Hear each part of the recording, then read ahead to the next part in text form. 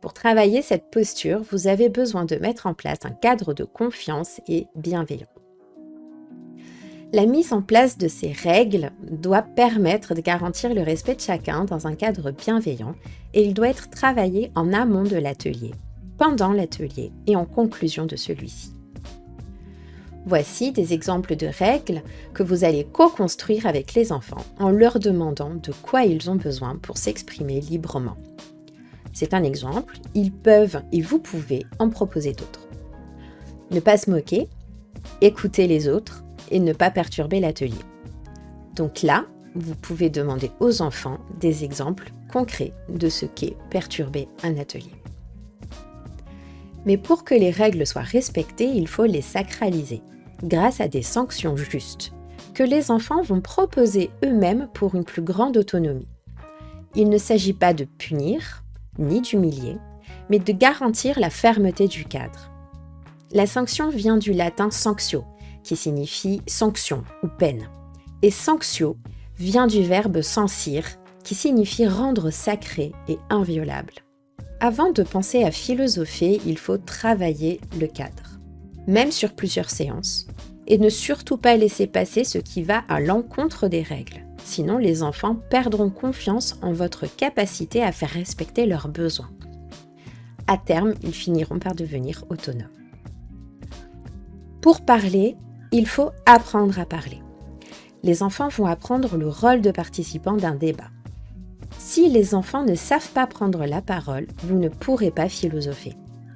Pour les autonomiser, il faut reprendre les règles, les sanctions, leur demander confirmation ou réévaluation. Il est important de conclure l'atelier en faisant un retour sur ce cadre. Qu'est-ce qui a fonctionné? Qu'est-ce qui n'a pas fonctionné? Et comment pouvons-nous évoluer? Voici comment commencer. De quoi avez-vous besoin pour parler en ayant confiance? Quelles règles pouvons-nous noter? Quelles sanctions pouvons-nous poser en cas de non-respect aux règles? Vous pouvez rappeler l'étymologie du mot sanction. Une sanction juste, ni trop sévère ni pas assez, et surtout pas humiliante. À la fin de l'atelier, vous faites un retour pour travailler la posture réflexive des enfants. Il faut apprendre aux enfants à participer maintenant. Comment faire? En donnant une fiche de rôle qui explique ce qu'on attend d'eux. On partage la parole avec tous, on réfléchit de façon méthodique et on écoute les autres. L'écoute est observable en utilisant certaines techniques qui permettent de vérifier que cette compétence est appliquée. Il ne faut pas s'imaginer que réunir les enfants ensemble pour échanger sur un sujet philo va naturellement leur apprendre à s'écouter les uns les autres. Pour s'écouter, il faut apprendre à répondre aux questions posées. Il y a un risque majeur en atelier philo, que les enfants répondent à vos questions simplement parce qu'ils ont envie de parler. Le risque est d'avoir une séance décousue où tout est dit donc rien n'est dit. Dans ces séances, si vous demandez aux enfants à la fin de l'atelier de synthétiser, il y aura des difficultés car ils ne sauront pas finalement de quoi ils ont vraiment parlé. Il est important de ne pas se précipiter pour répondre. Les enfants sont plus souvent sollicités pour répondre aux questions qu'à s'interroger, et le premier est souvent récompensé. Et ils se précipitent souvent pour être le premier à parler. Or, c'est pas une compétition. Pour s'assurer de la qualité d'écoute, on peut vérifier que l'enfant a bien répondu à nos questions et pas à côté. On peut aussi leur demander de reformuler ce qui a été dit pour vérifier que c'est clair pour tout le monde et laisser le temps de réfléchir. Vérifier que l'enfant a bien répondu ne veut pas dire qu'il y a une réponse attendue. C'est savoir s'il a répondu à votre question ou à une autre question qui n'a pas été posée. Par exemple, si je demande ce qu'est une règle et qu'un enfant me répond en m'expliquant ce qu'est une loi, il n'a pas répondu à ma question. On peut utiliser un outil qui rend observable l'écoute, la reformulation. Elle permet également de travailler la clarté dans la prise de parole et de vérifier la qualité de l'écoute de chacun. En travaillant le rôle de participant, vous apprendrez aux enfants à s'exprimer clairement et à écouter. La reformulation est utile quand un enfant parle longuement, il ne sait pas encore s'exprimer de façon synthétique ou se mélange les pinceaux. Plutôt que laisser faire et passer à quelqu'un d'autre, il est important de demander si quelqu'un n'a pas compris. Si c'est le cas, on demande au premier enfant de reformuler de façon plus claire en allant à l'essentiel. Si la réponse semble être comprise des autres, profitez-en pour vérifier si c'est bien le cas, en demandant à quelqu'un de reformuler ce qui a été dit. On peut ensuite revenir au premier enfant en lui demandant s'il reconnaît bien son idée. En théorie, cela peut sembler fastidieux et empêcher à l'atelier d'avancer. Mais en réalité, les participantes aux formations qui suivent l'entraînement à l'animation d'ateliers philo ont toutes plébiscité cette technique, car elle a appris à prendre la parole correctement. Les interventions étaient plus claires avec la pratique, elles se sentaient écoutées par les autres, et cela a permis de clarifier les idées à plusieurs reprises.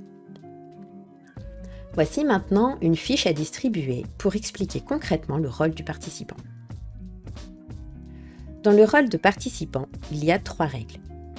Écouter les autres, ne pas se moquer et ne pas répéter ce qui a déjà été dit. La parole doit être partagée équitablement de tous. La parole doit être partagée équitablement. Quand les enfants sont assez nombreux, on utilise la méthode de la DVDP, discussion à visée démocratique et philosophique, avec un rôle de donneur de parole auquel j'ai ajouté le rôle de gardien de la parole. Je vais vous montrer un exemple juste après. Ces rôles permettent de vérifier et mesurer le partage de la parole. Voici un exemple. Le donneur de parole désigne qui va s'exprimer. Ce rôle est plus difficile qu'il n'y paraît quand il y a beaucoup de participants. Il faut s'assurer que le donneur de parole ne privilégie pas ses copains, et si ce sont toujours les mêmes qui souhaitent s'exprimer, il aura tendance à leur donner la parole en oubliant les autres. Le gardien de la parole trace alors la prise de parole. Tous deux travaillent de concert. Le donneur de parole regarde la feuille pour voir qui a le moins parlé, et désigner les personnes en conséquence, et le gardien de la parole indique qui n'a pas parlé pour proposer la parole à ces derniers. Car oui, on peut proposer la parole à l'enfant qui ne la demande pas, pour lui signifier qu'il n'est pas invisible à nos yeux. Certains s'enferment dans ce rôle-là, ils ne font pas de bruit et ont l'habitude de rester dans l'ombre. Pourtant, nombreux sont ceux qui se saisissent du bâton de parole quand on leur tend. Cet outil laisse une trace écrite et mesurable de l'évolution de la prise de parole dans les ateliers philo pour voir les progrès de chacun. Ensuite, on travaille sur ne pas répéter ce qui a été dit. Alors, avant d'hérisser votre poil, voici la raison qui sera suivie du bénéfice de cette pratique. Pourquoi ne pas se répéter ? Parce que si on répète la même chose, on n'avance pas. Or, nous sommes là pour enquêter et avancer dans notre recherche. De plus, ça permet de vérifier la qualité d'écoute des participants. Cette consigne met plusieurs séances avant d'être appliquée et en voici un exemple en 3 temps. Sur la première séance, j'explique leur rôle et dis qu'il ne faut pas répéter ce qui a été dit. Quand un enfant prend la parole, je lui signifie quand il a répété et lui demande plus de vigilance. Je fais ça à chaque fois, mais sans dramatiser. La deuxième séance, l'enfant parle et je lui demande de faire un retour sur sa prise de parole. Qu'as-tu fait ? Est-ce que tu as apporté une idée nouvelle ou est-ce que tu as répété ce qui a été dit ? L'enfant pense à ce qu'il vient de faire et quand c'est fait avec le sourire et de la bienveillance, ils se rendent compte qu'ils ont répété ce qui a été dit sans s'auto-flageller. Et la troisième séance, je leur demande ce qu'ils s'apprêtent à faire avant qu'ils ne répondent. S'ils veulent répéter ce qui a été dit, alors je leur dis qu'on va voir si une idée complète ce qui a été dit. Ce que je comprends la frustration et que je le félicite d'avoir écouté son camarade. En agissant ainsi, on apprend aux enfants à prendre la parole en groupe. On vérifie la qualité d'écoute avec un indicateur observable. Même si en début d'atelier on précise le rôle et qu'on le travaille pendant la séance, il est important à la fin de faire un retour. Vous avez beaucoup répété ce qui a été dit, ça arrive à tout le monde, mais pourquoi faisons-nous cela ? Et que puis-je faire pour vous aider ? Grâce à ce débrief, les enfants ont exprimé le besoin de dire, même s'ils comprennent l'intérêt de la consigne, et nous avons trouvé ensemble une solution. Demandez systématiquement qui est d'accord avec un lever de main. Certains préféraient même avoir un carton vert. Il va y avoir d'autres choses à travailler, mais dans votre progression, je vous dirais de déjà vous arrêter là et de mettre en pratique ces quelques conseils avant de penser à philosopher. Il ne peut pas y avoir de philosophie si on ne sait pas comment on prend la parole en groupe. Vous devez vous concentrer sur ça pour que la suite soit plus agréable. Il y a donc 3 grands points de vigilance. Le respect des règles, le respect du rôle de participant. Ces 2 points vont permettre au 3e d'émerger, l'aspect philosophique des ateliers.